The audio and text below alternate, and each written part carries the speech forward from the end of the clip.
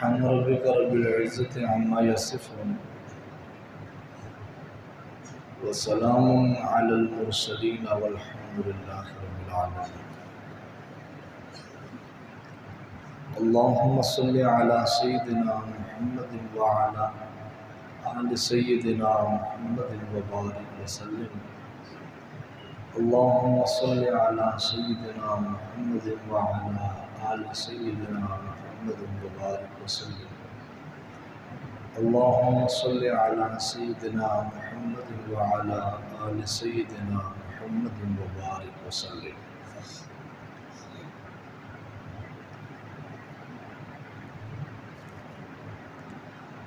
اللہ تبارک و تعالی قرآن مجید فرقان حمید میں ارشاد فرما رہے ہیں، یا ایھا الذین آمنوا اجتنبوا کثیرا من الظن. اے ایمان والو، بہت زیادہ گمان سے اپنے آپ کو بچائے رکھو. فرمایا کہ ان بعض الظن اثم، اس لیے کہ بہت سارے گمان ایسے ہوتے ہیں کہ جو کہ گناہ ہوتے ہیں.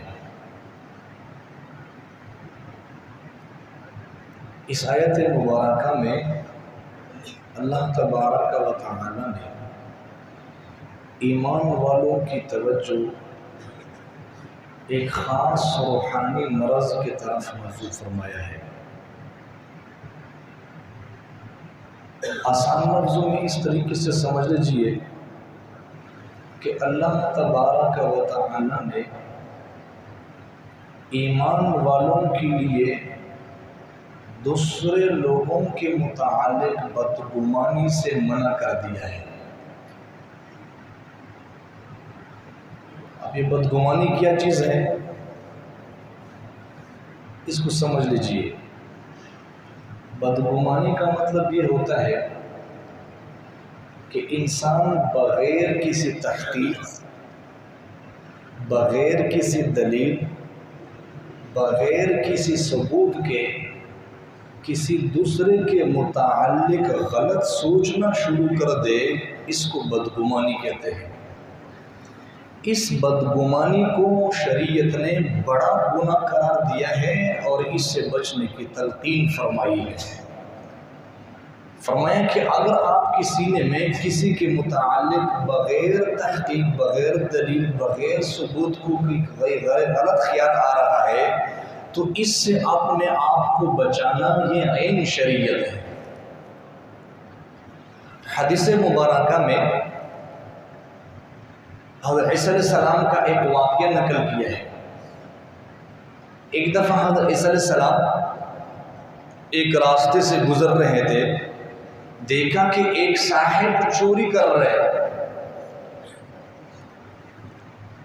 اب وہ چوری کر رہے اور حضرت نے اسے دیکھ بھی لیا اور ان کو پاس بلا کر کے ان سے پوچھا، بھئی آپ چوری کر رہے تھے؟ وہ صاحب کہنے لگے، اللہ کی قسم میں چوری نہیں کر رہا تھا.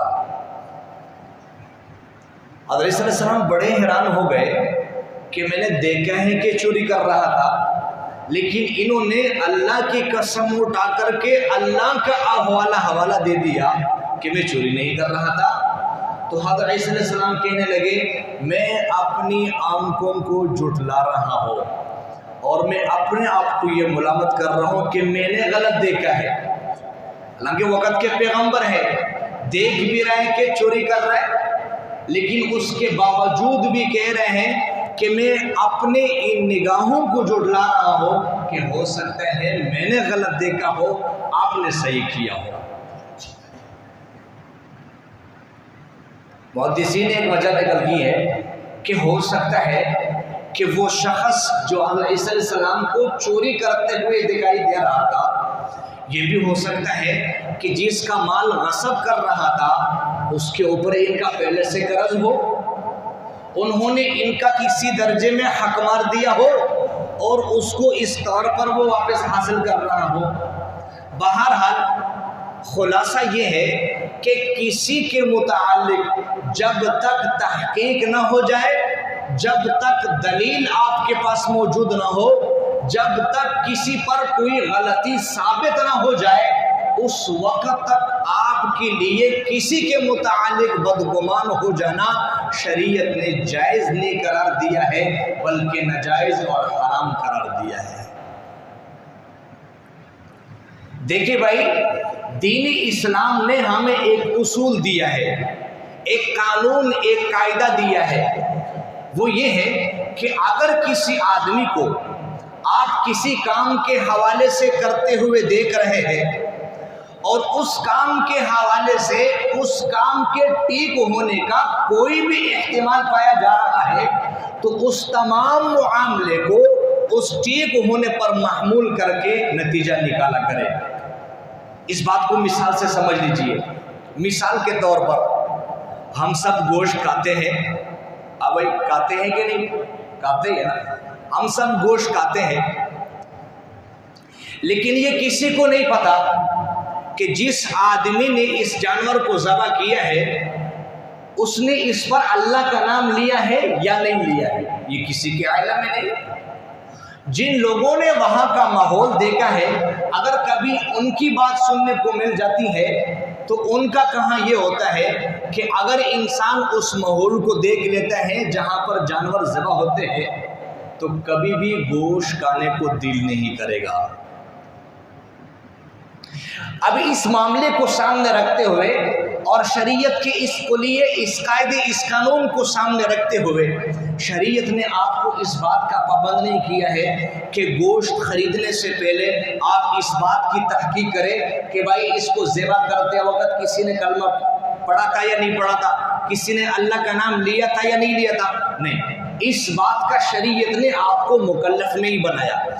اب اس معاملے کو ٹھیک ہونے کا ایک احتمال پایا جا رہا ہے، وہ یہ ہے کہ جس آدمی نے ذبح کیا ہے وہ مسلمان ہے، اور یہ لازمی نتیجہ اس بات کا یہ ہے کہ مسلمان جب کسی جانور کو ذبح کرتا ہے تو وہ اللہ کا نام لے کر ہی ذبح کرتا ہے۔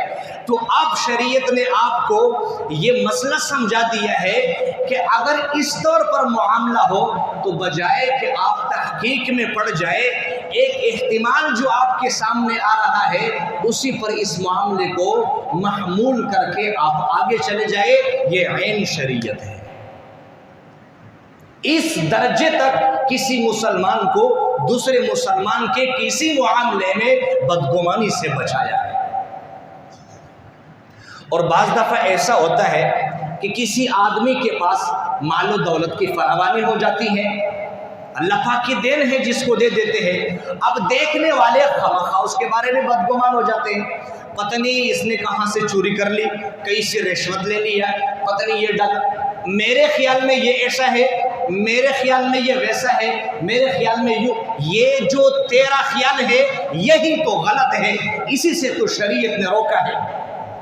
خامخواہ کسی کے بارے میں ہم اپنے خیال کو ایڈ کر دیتے ہیں، میرے خیال میں یہ یوں ہوگا، میرے خیال میں یہ وہ ہوگا، تیرے خیال میں بالکل غلط ہوگا۔ فرمایا کہ یہ جو میرا خیال آ رہا ہے اسی کو تو ختم کرنا ہے۔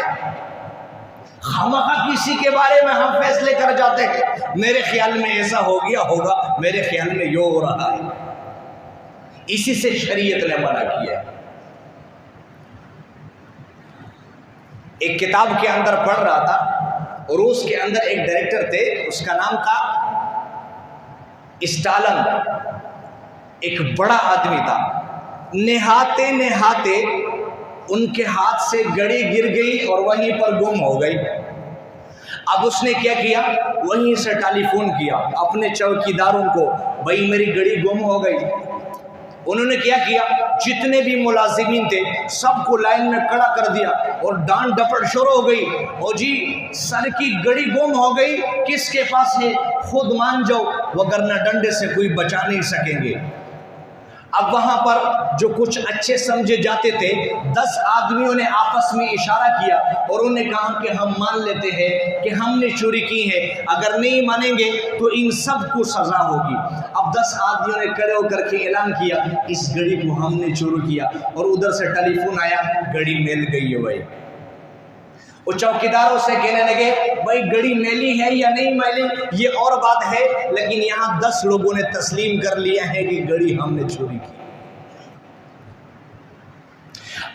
کئی دفعہ آپ نے ان گھروں میں اس قسم کے معاملات دیکھے ہوں گے جہاں پر کام کرنے کے لیے ملازمین نوکر کو رکھا جاتا ہے، کوئی چیز آگے پیچھے ہو جاتی ہے، اب نہ ملنے کے اوپر جتنا بھی عاملہ ہے سب ان کے بارے میں بدظن ہو جاتے ہیں، بدگمانی کرنا شروع کر دیتے ہیں۔ ہو سکتا ہے یہ چیز انہوں نے چوری کر دی، ہو سکتا ہے انہوں نے اٹھا کر کے لے گیا، ہو سکتا ہے انہوں نے جو نا بیچ دیے، اور بعض دفعہ ایسا ہوتا ہے کہ اسی بدگمانی کے نتیجے میں اگلوں کی پٹائی شروع ہو جاتی ہے، ڈانٹ ڈپٹ شروع ہو جاتی ہے، لیکن چند دن کے بعد جب معاملہ کھلتا ہے وہ چیز کئی اور سے برآمد ہو جاتی، اس وقت پشیمانی ہوتی ہے اور ندامت ہوتی ہے کہ یار ہم پہلے ہی تحقیق کر لیتے۔ تو بغیر تحقیق، بغیر ثبوت، بغیر دلیل کسی کے بارے میں بدگمان ہو جانا شریعت نے سختی سے اسے منع کر دیا ہے۔ لیکن اس بات کو یاد رکھیں، آقا دو جہان صلی اللہ علیہ وسلم نے یہ بھی فرمایا کسی کے بارے میں بدگمانی بھی نہیں کرنی اور خود بھی ایسے مواقع میں اپنے آپ کو پیش نہ کرنا جو بدگمانی کا مواقع ہو، جہاں پر وہ بدگمانی پیش آتی۔ ایک دفعہ نبی علیہ السلام طواف کے زمان رمضان المبارک کے آخری عشرہ میں طواف فرما رہے تھے، طواف کے اعتکاف فرما رہے تھے۔ اعتکاف کے دوران ام المؤمنین حضرت صفیہ رضی اللہ تعالی عنہا نبی علیہ السلام کی زوجہ رات کے وقت میں نبی علیہ السلام کی ملاقات کے لیے مسجد نبی میں تشریف لائی، تھوڑی دیر کے لیے بیٹھی رہی اور پھر انہوں نے جانا چاہا، وہ گھر کی طرف روانہ ہو گئی۔ نبی علیہ السلام نے ہاتھ سے پکڑ لیا اور مسجد نبی کے دروازے تک چھوڑا۔ اسی اسنا میں سامنے سے 2 صحابہ گزر رہے تھے، 2 صحابہ گزر رہے تھے، اور گزرتے ہوئے نبی علیہ السلام نے ان کو روک لیا اور پھر قریب میں پاس بلایا، اور پھر نبی علیہ السلام نے ارشاد فرمایا کہ بھائی یہ جو خاتون آپ لوگوں کو نظر آ رہی تھی یہ در حقیقت یہ صفیہ رضی اللہ تعالی عنہا جو کہ میری زوجہ ہے اور آپ لوگوں کی ماں ہے، وہ خدمت کے لیے تشریف لائی تھی اور ان کو میں رخصت کر رہا ہوں۔ وہ صحابہ آگے سے کہنے لگے یا رسول اللہ صلی اللہ علیہ وسلم یہ تو کبھی دل دماغ میں نہیں آ سکتا ہے جو آپ بتلانا چاہ رہے، ہم نے تو اس طرف دیکھا بھی نہیں۔ نبی علیہ السلام نے ارشاد فرمایا بھائی تہمت اور بدگمانی کے مواقع سے بھی اپنے آپ کو بچانا، اس لیے کہ شیطان انسان کے رگوں میں ایسے گھومتا ہے جیسے انسان کا اپنا خون گھومتا ہے۔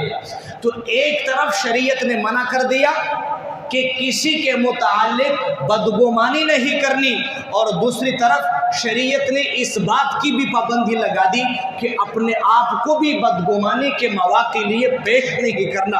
اللہ تبارک و تعالی ہم سب کو مسئلہ سمجھنے کی توفیق عطا فرمائے۔ وآخر دعوانا الحمدللہ۔